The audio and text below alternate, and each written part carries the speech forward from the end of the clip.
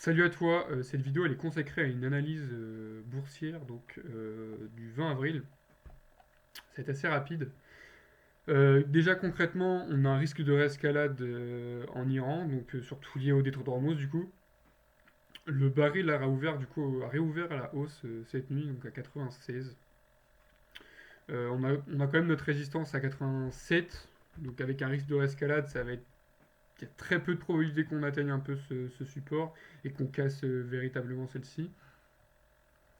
Donc de cette journée, on a un dollar qui s'est quand même plutôt affaibli, ce qui peut être assez surprenant, mais c'est que les probabilités en fait les taux, les rendements restent quand même assez faibles comparé à la valeur du dollar actuellement.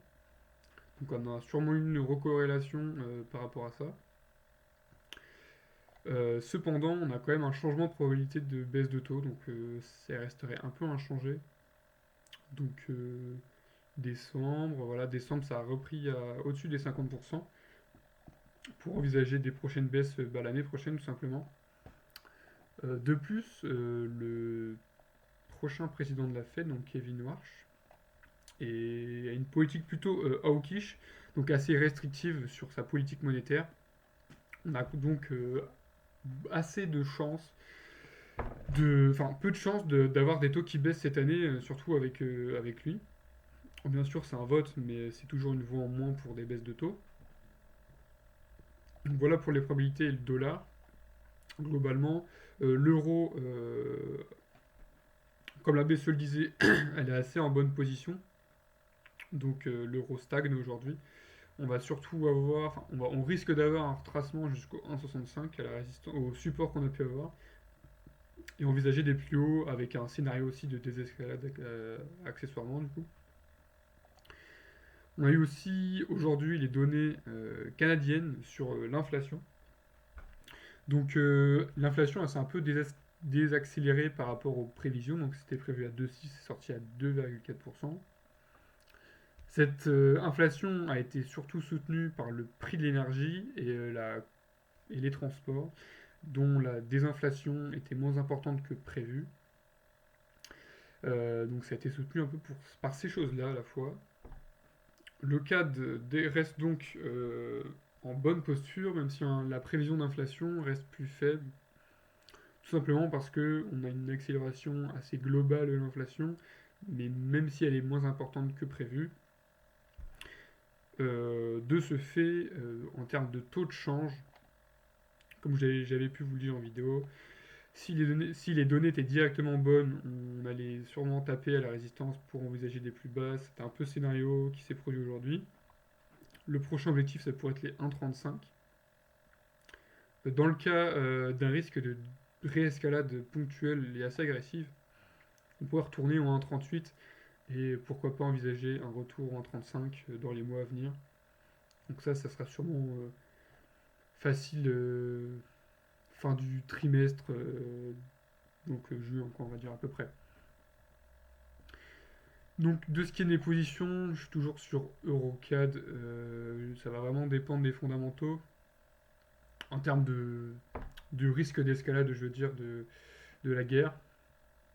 Avec une réescalade, on va sans doute aller chercher assez rapidement la VWAP trimestrielle et la SD-3, -2 du début de ce trimestre, donc de ce mois-ci du coup. Ça me paraît assez envisageable, d'autant plus que le CAD risque d'être assez fort prochainement, même avec le risque lié à l'Iran. Pour ce qui est de ma position Euro-GBP, on n'a toujours pas cassé la ligne de tendance, enfin véritablement la cassé.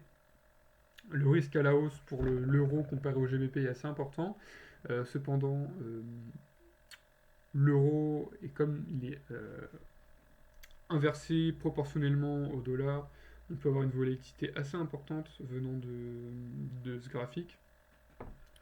Ça va être assez intéressant de voir si le prix va venir casser le support des 0,87. Donc ça sera assez important à suivre. 0,86,8 plutôt, oui. Pour l'instant, je reste assez haussier. C'est pour ça que je me suis mis un objectif assez faible, enfin assez réaliste, on va dire. Après, j'ai une position sur gros CHF. Cette position part très mal. Enfin, très mal. Le risque d'escalade joue en la faveur du CHF, en défaveur de l'euro, ce qui est tout à fait normal. Cependant, ça accentue aussi les probabilités de hausse de taux venant de la BCE. On a aussi un retour sur la VWAP trimestrielle. On a notre support, notre ancienne résistance qui sert maintenant qui pourrait maintenant servir de support, qui d'ailleurs est au même niveau que la VWAP. Le CHF est dans une posture assez élevée. Dans tous les cas, avec les taux swap, je risque pas de me faire trop avoir sur le long terme. C'est pourquoi je vise à long terme. C'est un peu les prévisions aussi d'autres analystes, c'est-à-dire un range au niveau des 0,91, 0,92, avec un objectif envisageable à 0,94,5, suivant les politiques monétaires de la BCE. Ça va être assez intéressant d'observer un peu tout ça. Ce qui correspond un peu à un changement de tendance venant du CHF, suivant bien sûr sa tendance extrêmement haussière depuis des années, des décennies même. J'ai une autre position, alors elle va être sur GBP JPY, comme j'ai pu vous le dire dans une dernière vidéo. Même si elle remonte aujourd'hui, je suis pas forcément inquiet. Donc ça va peut-être retester la résistance des 215, ouais, quelque chose comme ça, et puis repartir plus bas. Parce qu'en fait, il faut savoir qu'on a une politique monétaire qui risque d'être assez restrictive par rapport à l'inflation, principalement poussée par le prix du baril. D'un autre côté, on a un GBP qui sera assez restrictif, donc par taux de change, on pourrait clairement voir le, voir le GBP se désapprécier assez rapidement. Même avec un risque d'escalade ou de désescalade en fait. Je pense que mon scénario est assez probable. Donc je suis assez confiant, je vais le suivre suivant les données de la semaine. On a les données d'inflation qui arrivent mercredi ou jeudi, il me semble, de tête. Euh, Ça va être très décisif pour la BOJ, qui d'ailleurs prend une décision dans plus d'une semaine. Il me semble que ça va être le 28 ou le 29, je ne sais plus exactement. Donc ça va être aussi important de voir ce qu'ils vont pouvoir dire. Donc sur USD JPY, voilà, c'est un peu le scénario que je peux avoir. Tout d'abord, c'est la reprise de l'escalade de la guerre. Donc, ça envisagerait un retour au 162, qui est un ancien niveau d'intervention de la BOJ. Euh, Ensuite, on pourrait avoir une désescalade du conflit, ou plutôt, je dirais, une BOJ assez hawkish, qui viendrait appuyer la décision de la BOJ d'intervention sur le marché des changes, donc sur l'USD-JPY, qui reviendrait à toutes les prédictions qui étaient faites par les analystes déjà à 155 et un objectif à long terme à 148. Donc voilà un peu sur le taux de change USD-JPY. Je me suis positionné sur les indices avec une restriction assez importante pour les rendements obligataires, avec des probabilités de baisse de taux qui font que de réduire. Et on va avoir sans doute Kevin Warsh en prochain président de la Fed, qui est une personne très hawkish, qui est une personne hawkish, qui est assez restrictif dans sa politique monétaire. Même si on a pu avoir la clôture des options en fin de trimestre, j'envisage clairement un retour vers ces plus bas.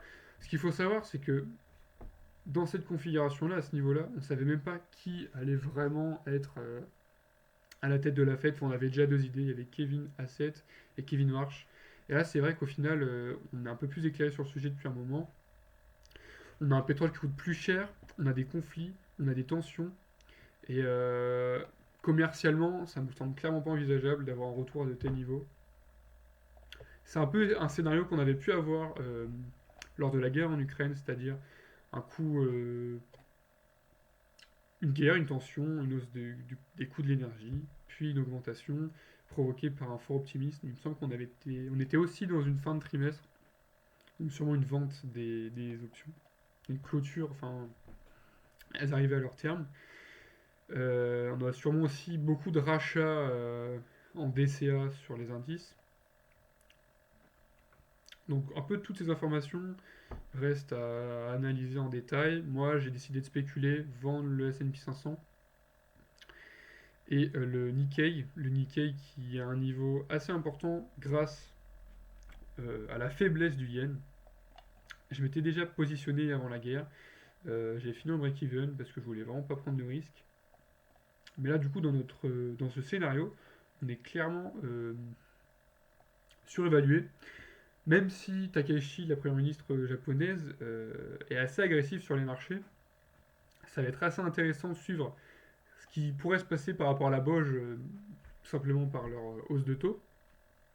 On va pouvoir avoir une direction de marché sur le Nikkei, savoir un peu comment cela va pouvoir se passer, mais pour moi, ce niveau a cassé, enfin, dans les plus hauts, et on va dire peu probable. Voilà pour ce qui est de la journée du 20 avril. On va attendre en fait, le meneur de la semaine, ça va être aussi le Brent. Ça va clairement être le Brent. C'est ce que tout le monde regarde actuellement. On a quand même pas mal de données cette semaine. Et le prix du baril va pouvoir beaucoup nous guider, sachant que c'est surtout le conflit en soi. Mais ça va vraiment pouvoir guider les politiques monétaires sur les prochaines décisions et les mois à venir. Déjà, on a un peu d'informations sur leurs projections à long terme, donc ça peut déjà donner une idée de ce qui pourrait se passer dans les mois à venir, dans les années à venir. En soi, les projections sont assez définies, mais à court terme, c'est assez volatile. Donc, pouvoir, c'est pas spéculer, mais interpréter les marchés, c'est nécessaire pour vraiment pas perdre d'argent. Dans ce cas, on peut se mettre en retrait, c'est aussi envisageable, mais capitaliser dessus, c'est assez intéressant aussi. Voilà, je vous remercie de m'avoir écouté. On se retrouve pour une prochaine vidéo, sûrement mi-semaine, jeudi soir peut-être. Je ferai un récapitulatif de tout ce qui a pu être dit, donc de mardi, mercredi, jeudi, et des différentes données. Donc, on va pouvoir avoir une synthèse claire sur la décision, enfin, si on a eu une escalade ou une réescalade, et je ferai un point sur mes trades actuels. Salut.